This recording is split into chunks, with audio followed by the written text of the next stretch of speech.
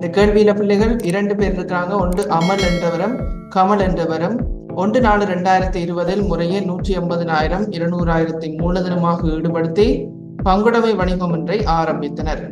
இப்பங்குடைமை வணிகத்தில் இடம்பெற்ற கொடுக்கல் வாங்கல்கள் தந்திருக்காங்க. அப்ப முதலாவது கேள்வியை பாருங்க, என்ன கேட்டிருக்காங்க? செம்மையாக்கல்களுக்குரிய நாட்குறிப்பேட்டு பதிவு கேட்டிருக்காங்க. அப்ப நாங்க முதலா கணக்கு செய்ததால அதுக்கும் உங்களுக்கு தேவையான நாட்குறிப்பேட்டு பதிவுகளை நான் சொல்லி கொண்டு போறேன். அப்ப கட்டாயம் கீழே இந்த கோடெல்லாம் அடிச்சதுக்கு கீழே நான் சொல்லுற டபுள் என்ட்ரிஸை எழுதி வச்சு கொள்ளுங்க. அப்பதான் உங்களுக்கு கொஞ்ச நாள் போக கணக்கு செய்யறது ஈஸியாகி கொண்டு போகும். அப்ப முதலாவது பாருங்க, அமலும் கமலும் 150,000 200,000 மூலதனம் ஈடுபடுத்தி இருக்காங்க. அப்ப ஏற்கனவே நான் உங்களுக்கு இரட்டை பதிவு எப்படி வரும், பங்குடைமை வணிகத்தினுடைய விசேடமான நாட்குறிப்பேட்டு பதிவுகள் என்ன என்றது உங்களோட கொப்பியில உங்களோட டியூட்ல நான் தந்துட்டேன். அப்ப இந்த 150,000 200,000 பதிவு என்ன? காசு கணக்கு வரவு, பங்காளர்களினுடைய மூலதன கணக்கு செலவு. அப்ப இங்க யார் யார் பங்காளர்? அமல் மூலதன கணக்கு செலவு 150,000, கமல் மூலதன கணக்கு செலவு 200,000 இருக்கும். அப்ப நாட்குறிப்பேட்டு பதிவு நீங்க கோடன் அடிச்சது கீழே நீங்க நோட் பண்ணி கொள்ளணும். சரியா? மொத்தமா காசு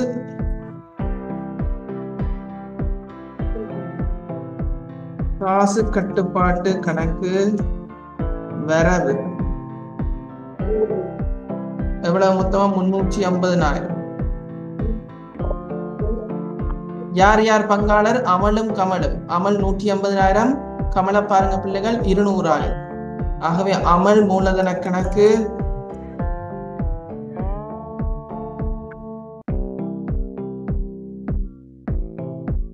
செலவு 150,000, கமல் மூலதன கணக்கு செலவு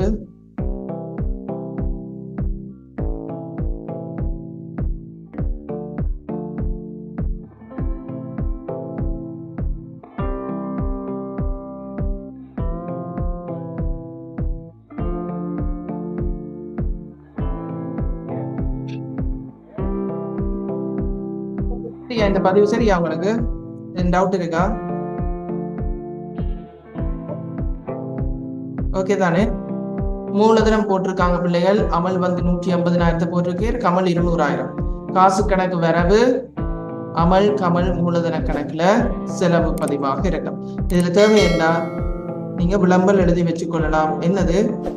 பங்காளர்களால் ஈடுபடுத்திய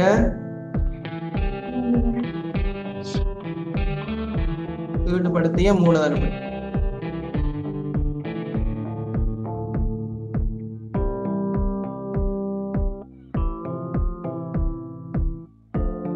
சரிதானே? அப்ப இதை நாங்க எங்களோட கணக்குகளை இங்க காசு கட்டுப்பாட்டு கணக்கு செய்ய சொல்லி நாங்க கேட்கல கேள்வியில. ஆனால் இங்க அமல் மூலதன கணக்கு கமல் மூலதன கணக்கு பாருங்க, பங்காளர்களினுடைய மூலதன கணக்கு இருக்குது. அந்த பங்காளர்களினுடைய மூலதன கணக்குல நாங்கள் இந்த வருஷம் தான் பங்குடைமை தொடங்கி இருக்காங்க. ஆகவே காசு கண்ட விவரம் போட்டு அமலுக்கு 150,000, கமலுக்கு 200,000 பதிவு. சரியா? அப்ப பதிவுகள் கூடுறது குறைகிறது அல்லது இந்த பக்கம் அந்த பக்கம் என்றது இல்ல. எல்லா பதிவுகளுமே இரட்டை பதிவு இருக்கு. இரட்டை பதிவின் அடிப்படையில நாங்கள் பதிவு செய்து கொண்டு போவோம். சரிதானே? பதிஞ்சிட்டீங்களா பிள்ளைகள்? ஓகே. யாருக்கும் எதுவும் விளங்காட்டிக்கு கேட்டாதான் தெரியுமா? இரண்டாவது பாருங்க, இப்பங்குடைமை வணிகத்தின் 31/3/2021 அப்ப 2020 ஆரம்பிக்கப்பட்டிருக்கு. 2021 ஒரு வருஷம் கழிச்சு இடம்பெற்ற கொடுக்கல் வாங்கல்களினுடைய சுருக்கம் தரப்பட்டிருக்குது. அப்ப முதலாவது பாருங்க, இவர்களால் நடத்தப்படும் பங்குடைமை வணிகத்தின் ஒப்பந்தம் பின்வருமாறு. அப்ப இவங்களுக்கு இடையில ஏற்படுத்திக் கொள்ளப்பட்ட ஒப்பந்தம், சரி, அவங்களுக்கு இடையில அக்ரிமெண்ட் என்ன போட்டிருக்காங்கன்றது சொல்லியிருக்கு. ஆரம்பத்தில் உள்ள மூலதன கணக்கு மீதிக்கு 10%, சரியா, 10% வட்டி செலுத்தப்பட வேண்டும். அப்ப நான் சொன்னால் பங்காளர்கள் பங்குடைமை வணிகத்துக்கு மூலதனம் என்றதை ஈடுபடுத்துறதுக்காண்டி பங்குடைமை வணிகத்திலிருந்து என்னத்தை பெற்றுக் கொள்ளுவாங்க? பிரச்சனை. ஓகே, என்னத்தை பெற்றுக்கொள்ளுவாங்க? மூலதனத்துக்கு பங்களிப்பு செய்யறதால என்னத்தை பங்காளர்கள் பெற்றுக்கொள்ளுவாங்க? மூலதன வட்டியை பெற்றுக்கொள்ளுவாங்க. அப்ப இந்த மூலதன வட்டி அவங்களுக்கு இடையில 10% இருக்கு. அப்ப மூலதன வட்டிக்கு இரட்டை பதிவு டியூட்ல இருக்குது. என்னது? லாப நட்ட பகிர்வு கணக்கு வரவு பங்காளர்களினுடைய நடைமுறை கணக்கு செலவு. சரியா? அப்ப இங்க நீங்க கவனிக்க வேண்டிய விடயம் 10% வட்டி. அப்ப பங்காளர்களினுடைய மூலதனம் எவ்வளவாக இருக்குது? 150,000. பாருங்க, இதுல 150,000, கமலுக்கு 200,000. ஆகவே 10% வட்டி எவ்வளவு வரும் பிள்ளைகள்? 10 வீதம் 150,000க்கு 1,000 வட்டினா 15,000. கமலினுடைய மூலதன வட்டி 20,000 பிறக்கும். அப்ப 15,000 20,000 விளங்கிட்டா 10 வீதம் வட்டி சொல்லி இருக்காங்க. அப்ப நேரடியா எங்களுக்கு தெரியுது 150,000க்கு 10 வீதம் 15,000, 200,000க்கு 10% 20,000 இருக்கு.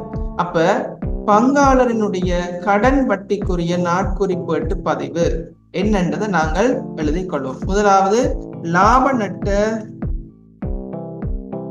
பகிர்கணக்கு வரவு. லாப நட்ட பகிர்கணக்கு வரவு 35,000. மொத்தமாகளினுடைய கடன் வட்டி மூலதன வட்டி. யார் யார்ட்டதுல செலவு வரப்போகுது?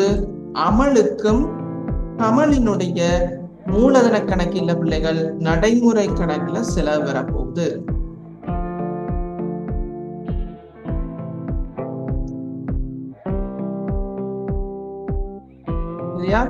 அமல் நடைமுறை கணக்கு செலவு 15,000. ஏன் அமல் 150,000 மூலதனம் ஈடுபடுத்தி இருக்கு. அடுத்தது கமல் நடைமுறை கணக்கு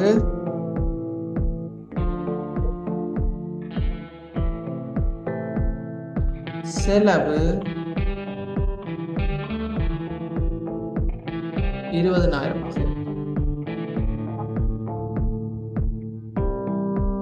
சரியா? விளம்பல் எழுதி வச்சுக் கொள்ளுங்க. என்னது விளம்பல் வரப்போது? பங்காளர்களின் மூலதன வட்டி.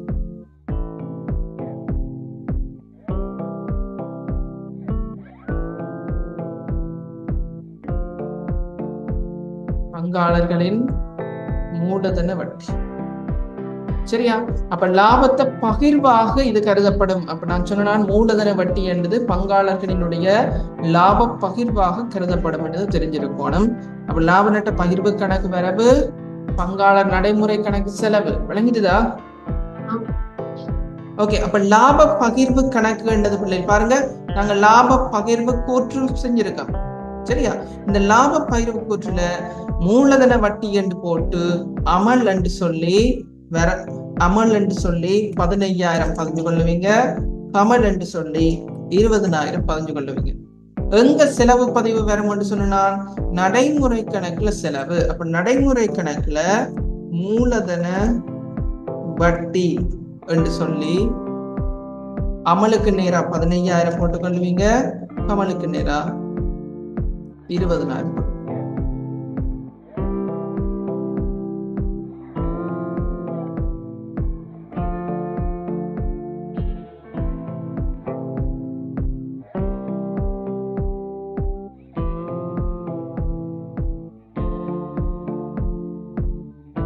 ஓகேவா?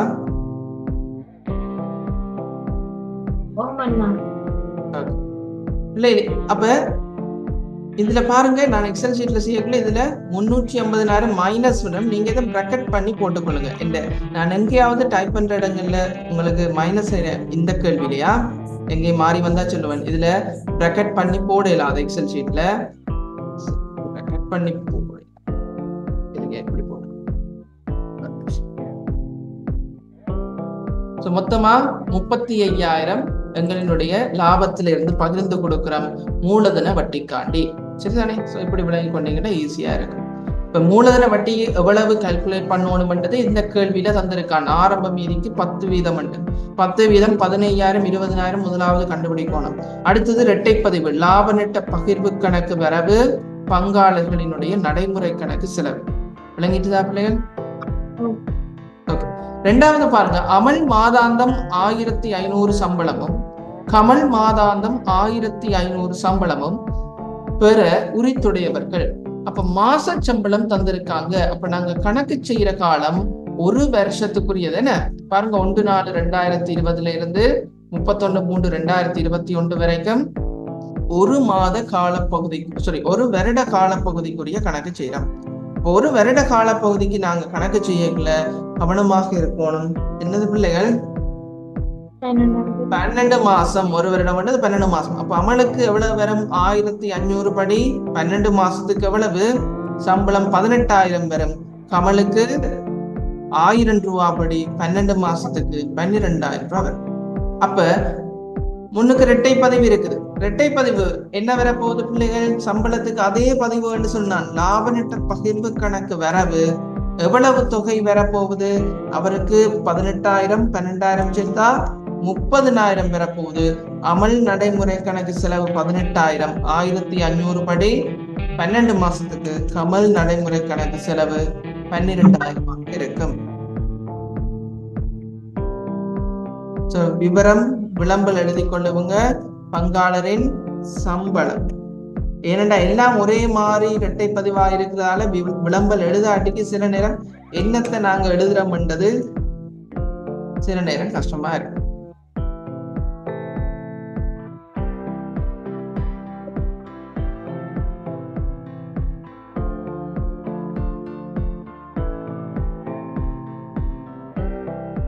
சரியா?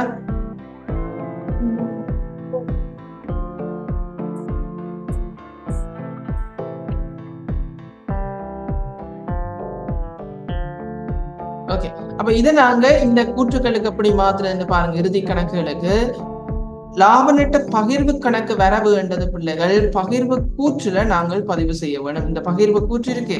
இந்த பகிர்வு கூற்றுல அமலுக்கு நேரா 18,000 போட போறோம், கமலுக்கு நேரா. சரியா? அப்ப நடைமுறை கணக்குல சம்பளம் என்று சொல்லி அல்லது பங்காளர் சம்பளம் என்று சொல்லி எவ்வளவு பதிப்புறம்? 18,000, இவருக்கு 12,000 பதிவு. சரியா? ஒவ்வொரு இரட்டை பதிவும் 2 இடங்களுக்கு போகும் என்றது ஞாபகப்படுத்தி கொண்டு போனீங்கன்னா ஈஸியா இருக்கு.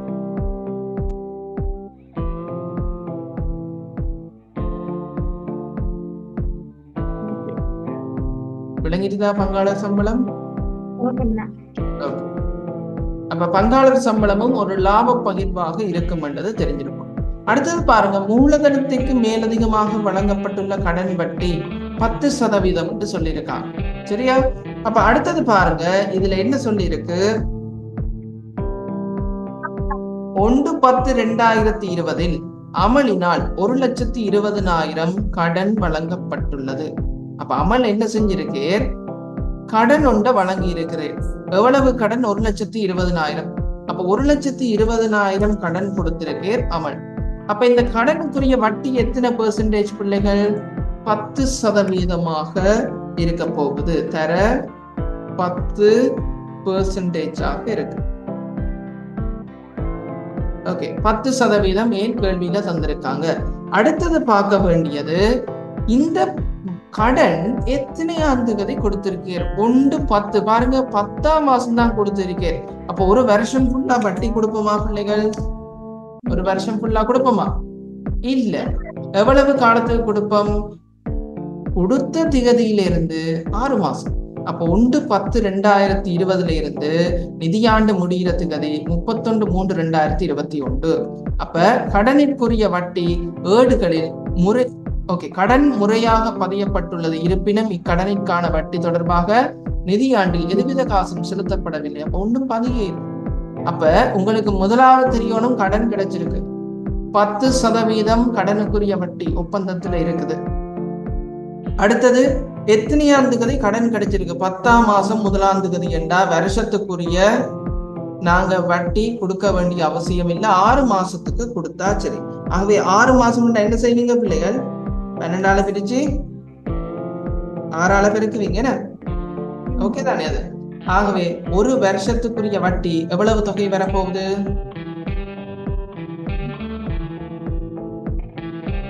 எவ்வளவு வரப்போகுது? 12,000.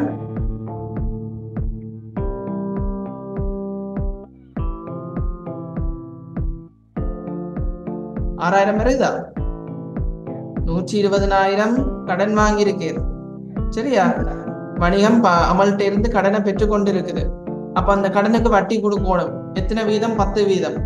எத்தனை மாசத்துக்கு கொடுக்க போகுது? 6 மாசத்துக்கு. ஏன் 1/10 தான் கொடுத்துருக்கேன். ஆகவே 6 மாசம் உண்டா 12 பிரிச்சு 6 பெருக்கணும்.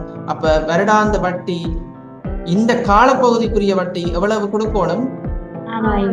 6000 ரூபாய் கொடுத்துட்டுதா? இல்ல. எப்படி தெரியும்? இதுல பாருங்க, இந்த வட்டி தொடர்பாக நிதியாண்டில் எதுவித காசும் செலுத்தப்படவில்லை என்பதுடன் ஏடுகளில் எவ்வித பதிவுகளும் இடம்பெறவில்லை. பதிவுகள் இடம்பெறவில்லை என்று சொல்லியிருக்காங்க. அப்போ ஒன்றும் பதிய இல்லை. பதியாட்டிக்கு நாங்க என்ன செய்யணும்? பதியணும். சரியா? பதியாட்டிக்கு என்ன செய்யணும்? பதியணும். அப்ப கடன் வட்டி, பங்காளரினுடைய கடன் வட்டி வணிகத்துக்கு என்னன்னு சொன்னா ஒரு செலவீனம் என்று சொன்னா ஒரு செலவீனமாக இருக்கும். செலவீனம் சரிதானே? அப்ப செலவீனம் என்றா எங்களினுடைய லாப நட்டம் பாதிக்கப்படுமா? பாதிக்கப்படாதா? பாதிக்கப்பட போகுது. ஆகவே கடன் வட்டிக்குரிய பதிவு என்ன வரப்போகுதுன்னு பாருங்க. லாப நட்ட கணக்கு வரவு, யார்கிட்ட கணக்குல செலவு? இங்க நாங்க சென்மதி வட்டி கணக்கு செலவு வைக்கிறோமா? யாராவது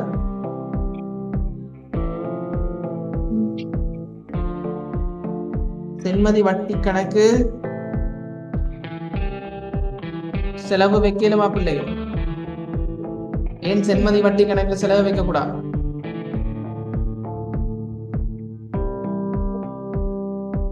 வழக்கமா வட்டி கொடுக்கணும்னா வட்டி கணக்கு வராது, சென்மதி வட்டி கணக்கு தானே செலவு வைப்போம்.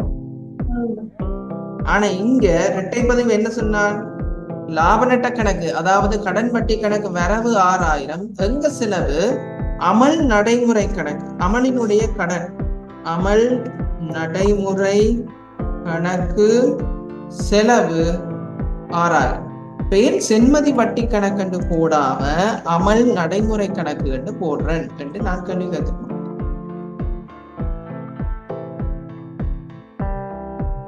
இது பங்காளரா இருக்கிற ஒரு ஆள் தந்த கடன். என்ன பிள்ளைகள் விளங்கிட்டுதா? அமல் என்றவர் யார்? இது யார்கிட்ட கடன் வட்டி? பங்காளரா இருக்கிற ஒருத்தர்கிட்ட கடன் வட்டி.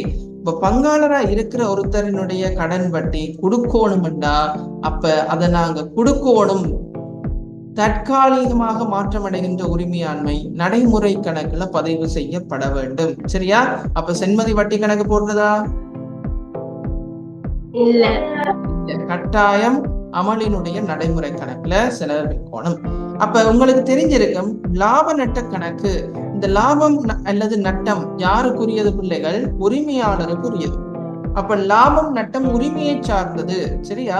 ஆகவே ஞாபகம் வச்சு கொள்ளுங்க, லாப நட்ட கணக்குல வரவுல வச்சா வணிகத்தினுடைய லாபம் என்ன செய்யும்? குறைவடையும். லாப நட்ட கணக்குல வரவு பதிவு வச்சிங்களாக இருந்தால் வணிகத்தினுடைய லாபம் என்ன செய்யும்? குறைவடையும். லாப நட்ட கணக்குல செலவு பதிவு வச்சிங்களாக இருந்தால் பங்குடமையா இருக்கட்டும், தனி வியாபாரம் எதென்றாலும் சரி, லாப நட்ட கணக்குல செலவுல வச்சா வணிகத்தினுடைய லாபம் என்ன செய்யும்? அதிகரிப்பதாக இருக்கும். இதை ஞாபகம் வச்சிருக்கோம். ஓகே, அப்ப இங்க லாப நட்ட கணக்கு என்ன செஞ்சிருக்கோம்? வரவு பதிவு வச்சிருக்கோம். அப்ப வரவு பதிவு வச்சால் நாங்கள் கண்டுபிடிச்சு வச்சிருக்கிற லாபம் கூடுமா குறையுமா பிள்ளைகள்?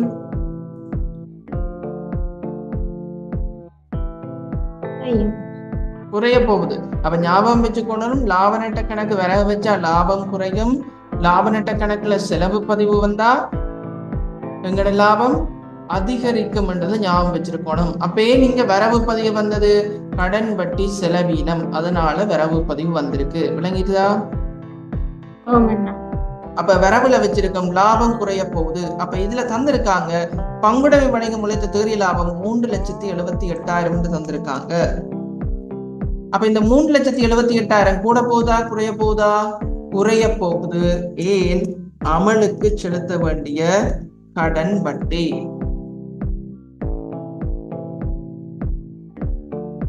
குறைய போகுதுன்றது விளங்குதா உங்களுக்கு? லாப நட்ட கணக்குல வரவு பதிவு வச்சா லாபம் குறைவடையும், அவ்வளவு தானா? கூட யோசிக்கிறேன்.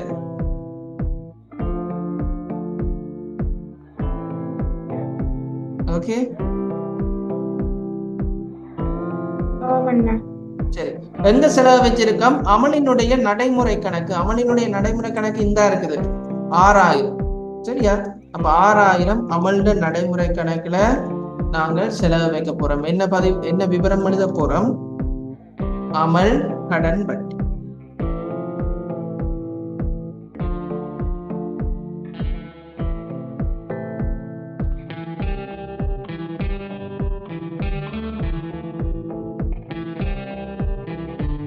கடன் வட்டியில எதுவும் பிரச்சனை இருக்கா? இல்லையா? ஓகே, அப்ப கடன் வட்டி செலவீனம் என்று தெரியணும்.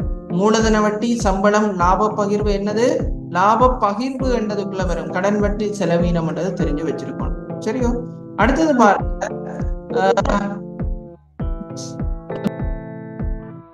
31/3/2021 அமல் மற்றும் கமல் முறையே 1,00,000 1,50,000 மேலதிக முதலீடு செய்துள்ளனர்.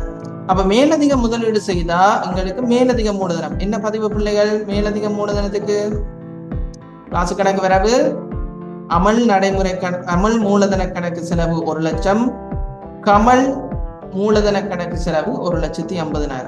அது எழுதுறதுல எதுவும் கஷ்டம் இருக்கா உங்களுக்கு? மேலதிக மூலதனம் ஓகே, எழுதி கொள்ளுங்க. டபுள் என்ட்ரி எழுதி கொள்ளுங்களா?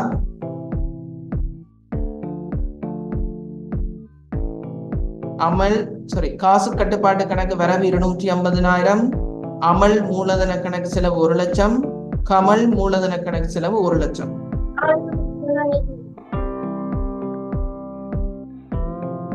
அப்ப இங்க திருப்பி காசு என்று சொல்லி நிதியாண்டின் இறுதியில மூலதனம் போட்டிருக்காங்க 1,00,000. கமல் மூலதன கணக்குல செலவு திருப்பி 1,50,000.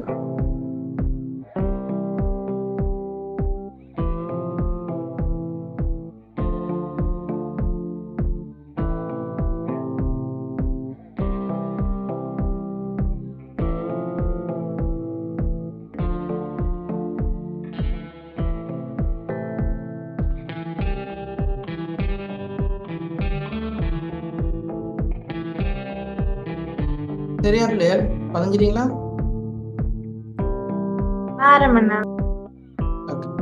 ஒரு டைம் தேவை விலங்குலேண்டா திருப்பி சொல்லுங்க. நீங்க சொன்னாதான் எனக்கு தெரியும். சொன்ன நீங்க தர்ற ஃபீட்பேக் தான் உங்களுக்கு விலங்குதா இல்லையாண்டுதான் எனக்கு தெரியப்படுத்தி கொண்டு இருக்கு.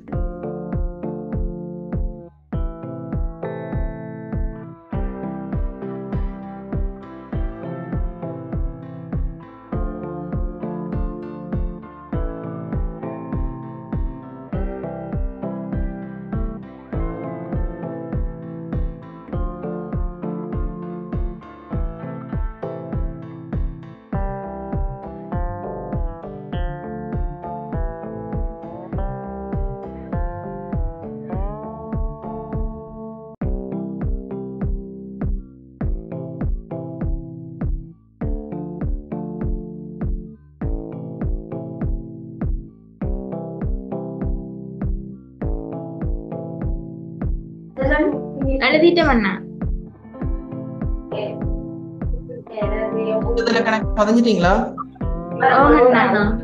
சரி, இந்த விதமா இதை படிச்சு கொண்டு போனீங்கன்னா சரி ஈஸியா இருக்கும். என்னென்ன இரட்டை பதிவுகள் எப்படி பதிகிறது என்றதை வடிவா பார்த்து கொண்டு போனீங்கன்னா சரி. இப்ப அடுத்தது பாருங்க, வேற எதுவும் சொல்லப்பட்டிருக்கா இதுல? கடன் வட்டி பதிஞ்சிட்டோம். வேற எதுவும் இல்லை. 3,78,000.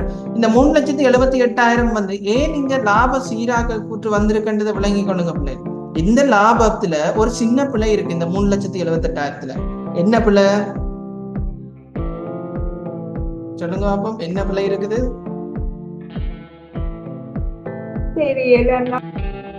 தெரியலையா? இந்த கடன் வட்டி பதியாம இருக்கு. விளங்கிட்டா? ஏன் இது செய்கிறோம்? லாப சீராகல் கூற்று ஏன் இந்த லாப சீராகல் கூற்று என்றது படிச்சீங்களா அதுக்கு முதல் எங்கேயாவது?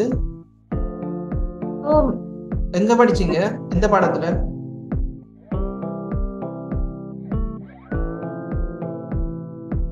எனக்கு தெரியாத பிள்ளை இதுக்கு முதல் என்ன படிச்சீங்கன்றது அதான் கேக்குறேன். விளங்கல?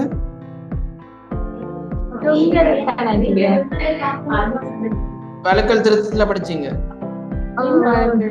ஓகே, அப்ப வழக்கல் திருத்தத்துல லாபத்தை திருத்தம்னா லாபத்தை பிள்ளை இருக்குது, அதனாலதான் திருத்த வேண்டி இருக்கு பிள்ளை. விளங்கிட்டுதான் திருத்த வேண்டி இருக்கு. ஓகே, நீங்க பங்குடைமையில லாபத்தை திருத்தம். இந்த 3,78,000 பிள்ளை பாருங்க, இதுல 3,78,000 வணிகம் வந்து கால்குலேட் பண்ணிருக்கு, உங்களை செய்ய சொல்லாம கேள்வியிலேயே தந்திருக்கான். இங்க நாங்க லாபத்தை திருத்துறோம். ஏன் திருத்தின? நாங்க இந்த கடன் வட்டி பதிஞ்சிருக்கிறேன்னு சொல்லியிருக்கா? இல்ல. இந்த கண்டுபிடிச்ச லாபம் சரியான லாபமாக இருக்குமா? அப்ப கடன் வட்டி பதியாததால அல்லது வருமானங்கள் செலவினம் தொடர்பாக ஏதாவது நாங்க பதிவு செய்யாமல் இருந்தால் அதனால எங்களினுடைய லாபம் அல்லது நட்டம் என்ன நடக்கும்?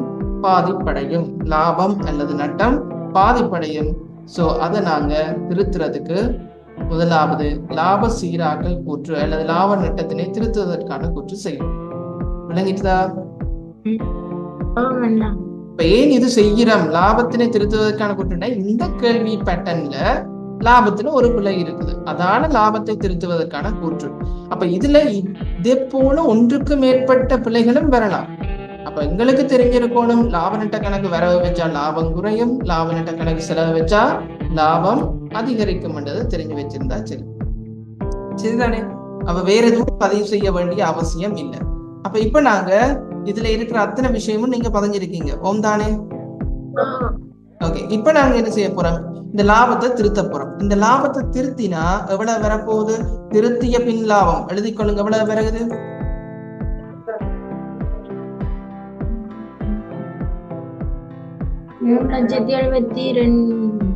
ஓகே, அப்ப பிழையான லாபத்தை பங்காளருக்கு பிரிச்சு கொடுக்கலாமா? இல்ல, சரியான லாபத்தை தான் பிரிச்சு கொடுக்கணும். ஆகவே லாப பகிர்வு செய்யக்குள்ள திருத்திய பின்னரான லாபம் அல்லது திருத்தப்பட்ட அல்லது சரியான லாபம் தான் பிரிச்சு கொடுக்கப்பட வேண்டும். எவ்வளவு? 3,72,000. இந்த 3,72,000த்துல 35,000 என்னத்துக்கு கழிச்சு கொடுத்துருக்கோம் பிள்ளைகள்? மூணு வட்டி. 30,000 என்னத்துக்கு பிரிச்சு கொடுத்துருக்கோம்? சம்பளம். அப்ப 3,72,000த்துல 35,000 30,000 போனா மிச்சம் எவ்வளவு தொகை வரப்போகுது பிள்ளைகள்? 3,07,000.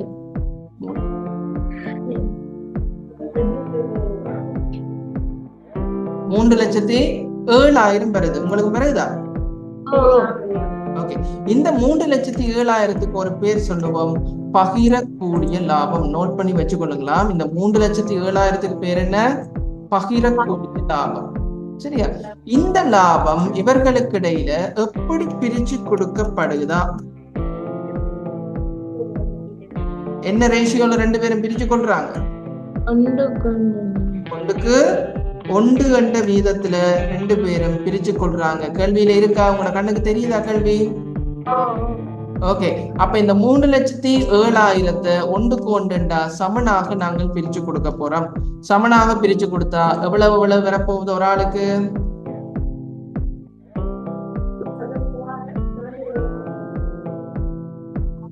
எவ்வளவு வரப்போகுது? 103,500. சரி, 153,500.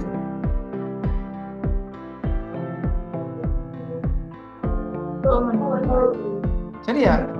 153,500 ஒவ்வொருத்தருக்கும் வரப்போகுது. இது விளங்கிட்டுதா?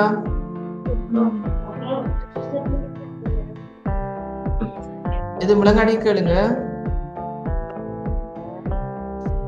307,000 எப்படி வந்தா விளங்கிட்டா? 372,000 பிரிக்கிறதுக்கு லாபம் இருக்கு. 35,000 மூலதன வட்டி என்று பிரிச்சுட்டோம். 30,000 சம்பளத்துக்கு பிரிச்சுட்டோம். ஆகவே எங்களுக்கு இன்னும் பிரிச்சு கொடுக்கறதுக்கு எவ்வளவு லாபம் இருக்குது? 3,07,000 இருக்குது. அதை எப்படி பிரிச்சு கொடுக்க போறோம்? ரெண்டு பேருக்கும் இடையில 1:1 பிரிச்சு கொடுக்க போறோம். அது கேள்வியிலே இருக்குது. ஆகவே ஒரு ஆளுக்கு 153,500, அடுத்தவருக்கும் 153,500 இருக்கு. சரியா? இதுல நாங்க ஒரு விஷயம் பதியாம விட்டுருக்கோம். என்ன ஒரு விஷயம் பாருங்க, இதுல எடுப்பனவுகளை பத்தி சொல்லி இருக்கு பாருங்க. நிதியாண்டில் அமல் மற்றும் கமல் முறையே 2,500 4,500 எடுப்பனவு செய்திருந்தனர். எடுப்பனவுன்னா என்ன பிள்ளைகள்? பற்று. சரியா? எடுப்பனவுன்னா என்ன? பற்று. இது நீங்க உங்களுக்கு டவுட்டா இருக்கும், இதுல தொடர்ந்து எழுதி கொள்ளுங்க உங்களோட டியூட்ல. இது ஏடுகளில் சரியாக பதிவு செய்யப்பட்டுள்ளது எழுதி கொள்ளுங்க. எடுப்பனவுகளை செய்திருந்தனர், தொடர்ச்சியா எழுதி கொள்ளுங்க. இது ஏடுகளில் சரியாக பதிவு செய்யப்பட்டுள்ளது. சரியா? அப்ப எடுப்படவு செய்திருக்காங்க. அதை என்ன எடுப்படவுன்றதை பத்தி சொல்லல. ஆனா இதை சரியா பதிஞ்சிட்டாங்களா இல்லையா? பதிஞ்சிட்டாங்க. அப்ப எடுப்படவுகள் பற்று என்றது எங்களினுடைய எந்த இடத்துல வெளிப்படுத்தப்பட வேண்டும் பிள்ளைகள்? பங்காளர்களுடைய நடைமுறை கணக்குல வரவு வைக்கணும். பற்று பொருள் பெற்றா இருக்கட்டும், காசு பெற்றா இருக்கட்டும், இது பதிஞ்சிட்டான். அப்ப அதால எங்களுக்கு பிரச்சனை இல்லை. காசா பொருளான்றதை பத்தி நீங்க யோசிக்க தேவையில்லை. என்னத்தை யோசிக்கணும்? பற்று எங்க வரும்? பற்று எங்க போடுவீங்க? ஓகே, அப்ப எடுப்பனவுகள் என்று எழுதி அமலுக்கு பாருங்க எவ்வளவு சொல்லி இருக்குது.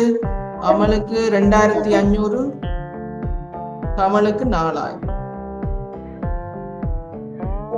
மதியல விளங்கல நீங்க கேக்குற?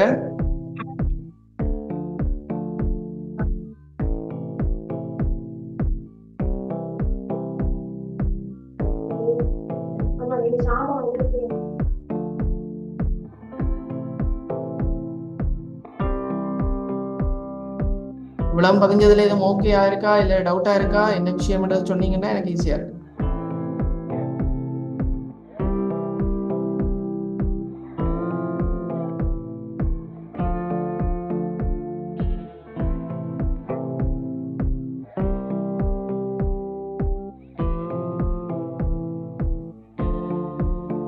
பதிஞ்சிட்டீங்களா பிள்ளைகள்? டவுட் இருக்குதா? இல்ல. ஓகே, எடுப்பனவன். அப்ப இதுல மூலதன வட்டிக்கு டபுள் என்ட்ரி எழுதியிருக்கோம். என்ன சம்பளத்துக்கு இரட்டை பதிவு எழுதியிருக்கோம். லாபத்துக்கும் இரட்டை பதிவு வரும். லாபத்துக்கு என்ன இரட்டை பதிவு வரப்போகுது? அதே பதிவு தான் உனக்கு இருக்குது. லாப நட்ட பகிர்வு கணக்கு வரவு எங்க செலவு? பங்காளர் நடைமுறை கணக்குல செலவு. லாபத்துக்கும் பதிவு எழுதி கொள்ளுங்க. 307,000. அமல் நடைமுறை கணக்கு செலவு 153,500. கமல் நடைமுறை கணக்கு செலவு 153,500. பங்காளரின் லாப பங்கு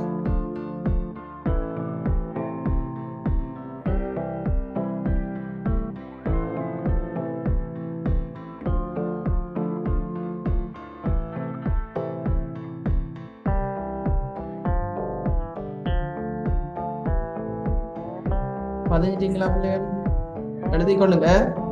என்ன அப்பதான் தெரியும் லாப பங்குக்கும் இரட்டை பதிவு இருக்குது. அதை வடிவா எழுதி கொள்ளணும். லாப நட்ட பகிர்வு கணக்கு வரவு, உரிய பங்காளர்கள் நடைமுறை கணக்குல செலவு.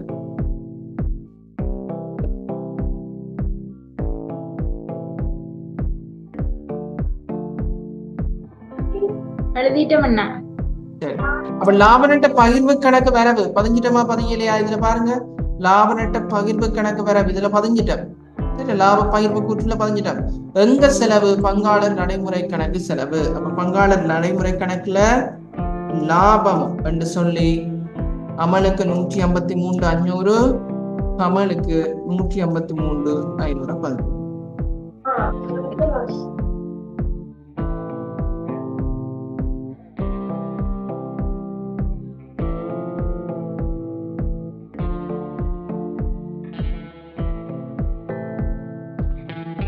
சரியா?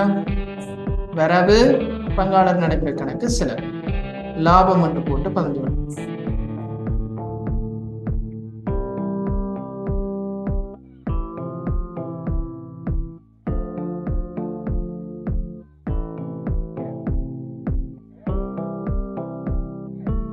பதிஞ்சிட்டா சொல்லுங்க.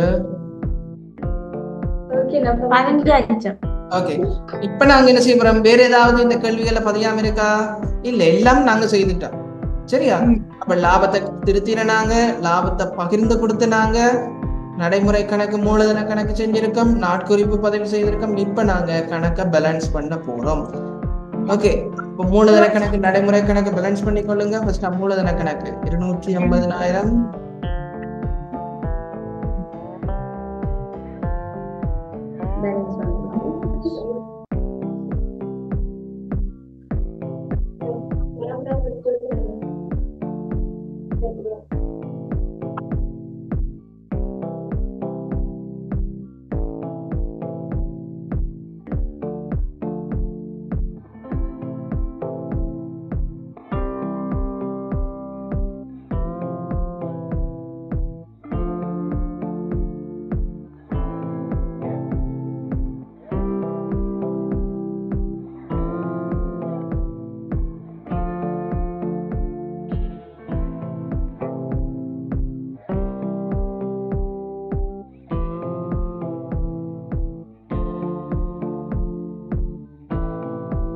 மூலதன கணக்கு சரியா 250,000 350,000 வருது.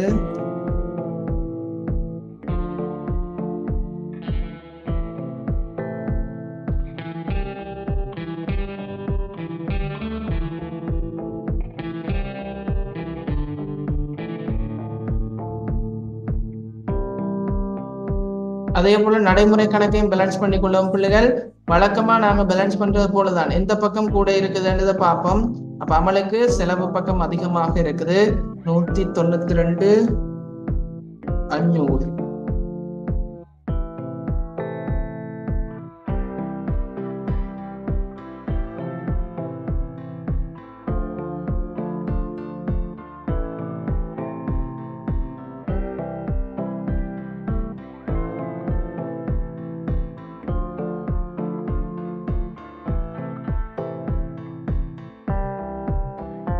கமல்டதும் செலவு பக்கம் கூட இருக்குது 185,500. குட்டி பார்க்கணுமா? நான் சில நேரம் பிள்ளையா கூட்டினா எனக்கு சொல்லணும். நான் எழுதுறதை பார்த்து போட்டு விடுறேன்.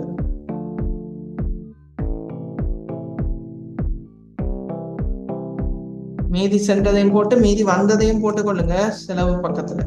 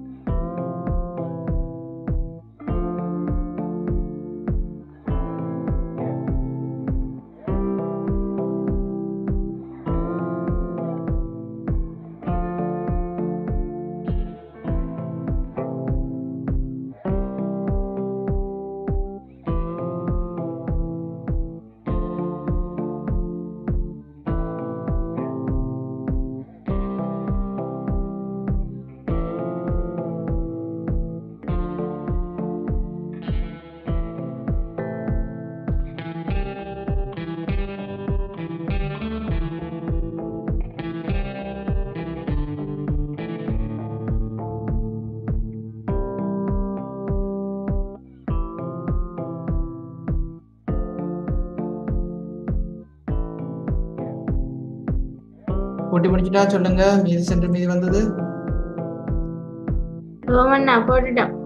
ஓகே, இதுல எதுவும் கேட்க வேண்டி இருக்கா?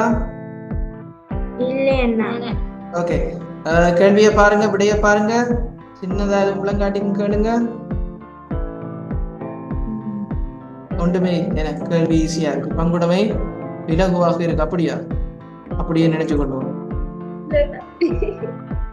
சரி, அப்ப இதுல நீங்க அடுத்தது பார்க்க வேண்டியது உரிமையாண்மை. அதுல பாருங்க 5வது கேள்வி கேட்டிருக்காங்க. என்னது? 31/3/2021 பங்குடைமை வணிகத்தின் மொத்த உரிமையாண்மை. இன்னொரு கேள்வி. அப்ப மொத்த உரிமையாண்மை என்ற ஞாபகம் இருக்க வேண்டியது 2 பிரிவுகள் இருக்கும். ஒன்று மூலதன கணக்கு, இன்னொன்று நடைமுறை கணக்கு. அப்ப மூலதன கணக்கு நடைமுறை கணக்கா சேர்த்தா எங்களுக்கு என்ன கிடைக்க போகுது? மொத்த உரிமையாண்மை கிடைக்க போகுது. அந்த மொத்த உரிமையாண்மைய இந்த நான் செஞ்சு விடுற மாதிரி நீங்க செய்யும். சரியா?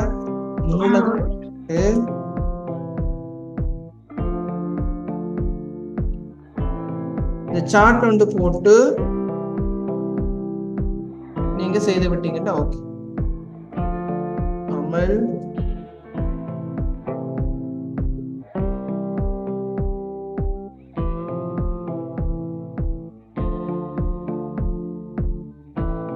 அமல் கமல் மொத்தம்.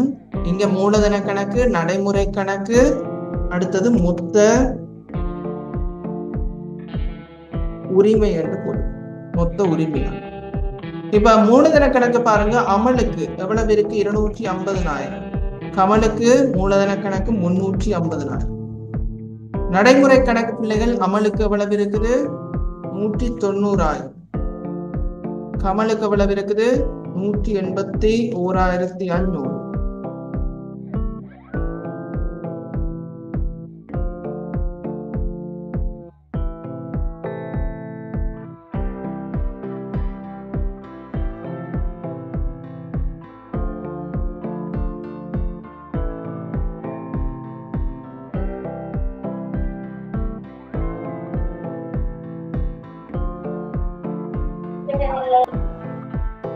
சரியா?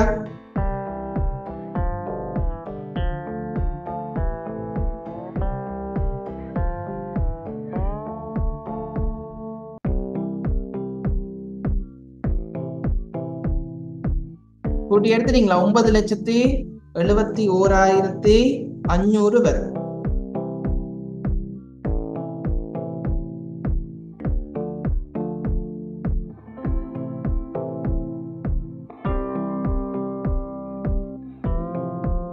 ஞாபகம் வச்சுக் கொள்ள வேண்டியது, மொத்த உரிமையாண்மை என்று கேட்டா மூலதன கணக்கையும் நடைமுறை கணக்கையும் சேர்த்து சொல்ல வேண்டும்.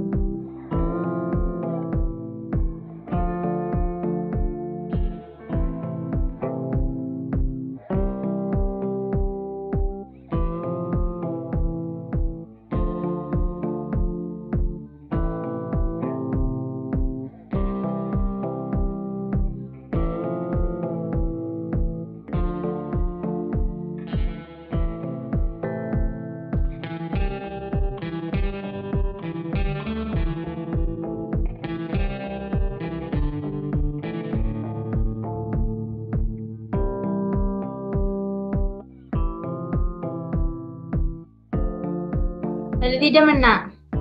சரியா?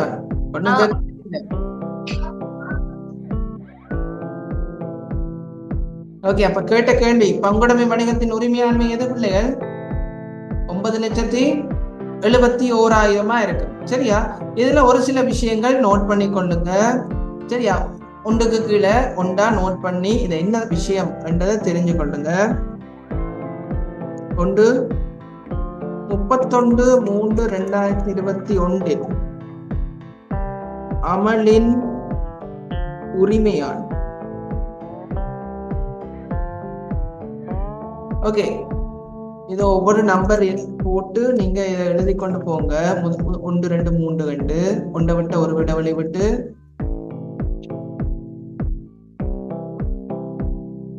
இந்த கேள்வியில இருக்கிற MCQ செய்யறதுக்கு எது உங்களுக்கு உதவியாக இருக்கும், இதை நோட் பண்ணி கொள்ளுங்க.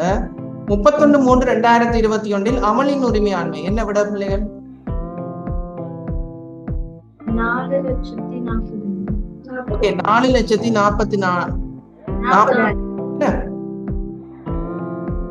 நோட் பண்ணி கொள்ளுங்க, 440. அதே போல அடுத்தது இரண்டாவது நோட், 31/3/2021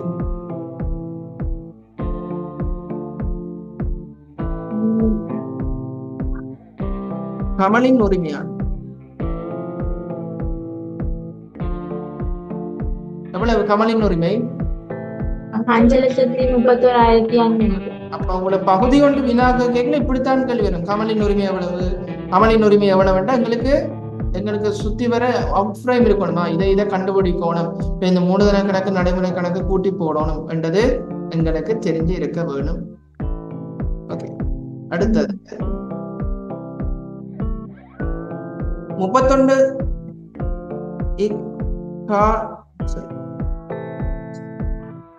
இக்காலப்பகுதியில்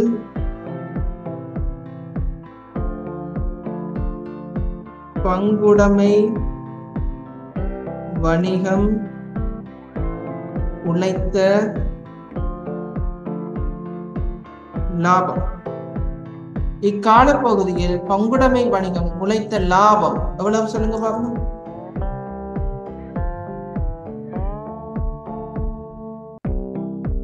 பங்குடைமை வணிகம் உழைத்த லாபம் எவ்வளவு வரும்? எந்த லாபத்தை சொல்லணும்? பிழையானது சொல்லுவீங்களா, சரியானது சொல்லுவீங்களா? சரியானது. எது சரியான லாபம்? 372,000 இருக்கு. 372,000 பேர் என்ன? இக்காலப்பகுதியில் பங்குடைமை வணிகம் உழைத்த லாபம். ஓகே, அடுத்தது இக்காலப்பகுதியில்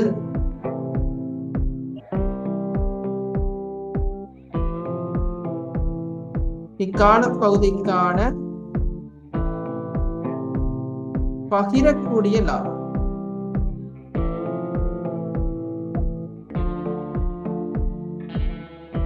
இக்காலப்பகுதிக்கான பகிரக்கூடிய லாபம் சொல்லுங்க பாப்போம். இந்த காலப்பகுதியில பகிரக்கூடிய லாபம் எவ்வளவு?